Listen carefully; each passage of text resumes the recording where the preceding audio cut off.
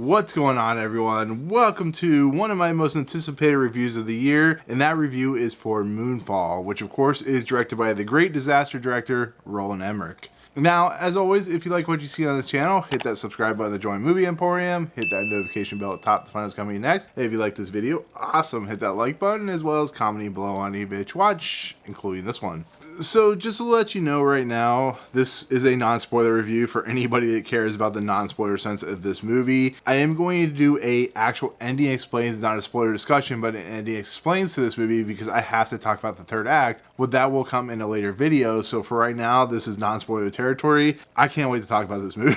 To be fairly honest. Moonfall is of course Roland Emmerich's newest disaster film. It's a film about the moon and an alien creature, I guess you could say. It looks like a nanotechnology if you see in the trailers, who has basically allowed the moon to get out of orbit and to put itself on a trajectory to collide with the earth and destroy the earth. And in essence, we have three individuals. We have Patrick Wilson, who's that washed up astronaut who's in every one of Roland Emmerich's movies, it seems like. You have Halle, who's the more straight edge, more straight level individual that has a kid, so on and so forth. And then you have like the Jeff Goldblum style character played by a Game of Thrones actor, John Bradley, who is the conspiracy nut who somehow turns to be right. You know, he's like the Randy Quaid character in a lot of aspects. And in essence, they have to find a way to put the moon back on trajectory, back on course. And as we see in the trailers, as you know, a lot of things are going to go boom, a lot of things are going to explode. And once again, like I said before, this is a Roland Emmerich disaster movie. So with that said, this was in my most anticipated,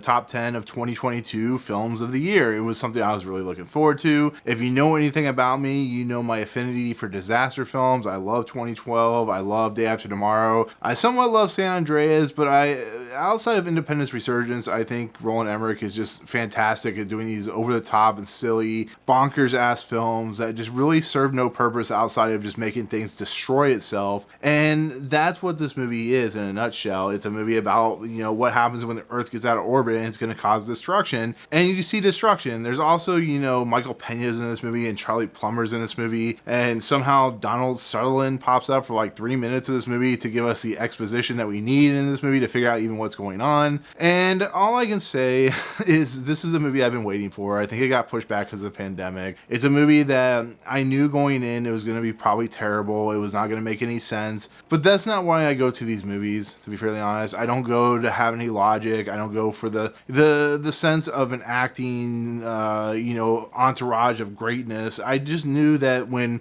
you see Patrick Wilson and you see Halle Berry, and to an extent you see like John Bradley in a film, it's probably not going to be very good, to be fairly honest. And you know where I'm leaning with this, but I was so excited. And now it's released. I got to see it. And my honest review is I love this movie. I think it's glorious. But holy shit, it is bad.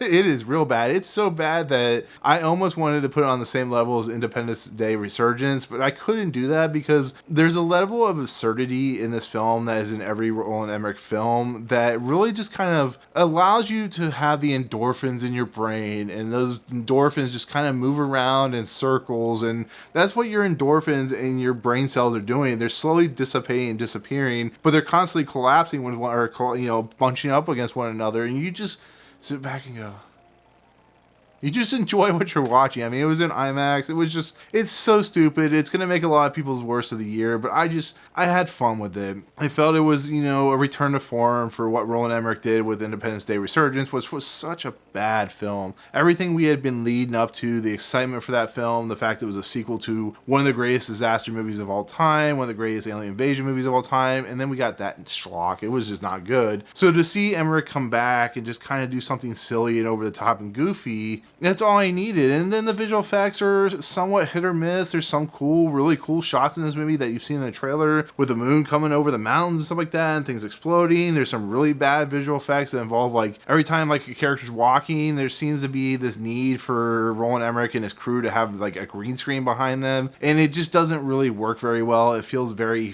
fake and sloppily done. But, you know, in the end, I can't hate this movie for what it is, which is a really bad, over-the-top, silly movie that's so bad it's so good. That's just what it is. It's when it gets into the third act is when I think this movie just goes straight up into Insaneville. When it goes straight up into, I think Roland Emmerich was on a lot of drugs, or maybe he was smoking a lot of weed, because there was portions of that third act where I'm just like, oh my god, what is even going on? It's just, your mind starts exploding, your neurons start exploding, which is illogical reasonings, and you're just like, am I watching good stuff? Am I watching bad stuff? What the hell am I watching? And that's why I want to talk about it as an NDA displays. I just want to get to the nuts and bolts of what exactly is happening. But once again, the characters are terrible, the plot is terrible. It's a very lean down version of, you know, his disaster movies, because it's only like 2 hours and 4 minutes. But I think if you like these movies, I think if you love the idea of disaster movies like this or Greenland or anything that Roland Emmerich's ever done, I think you'll find some fun in this movie. I really do.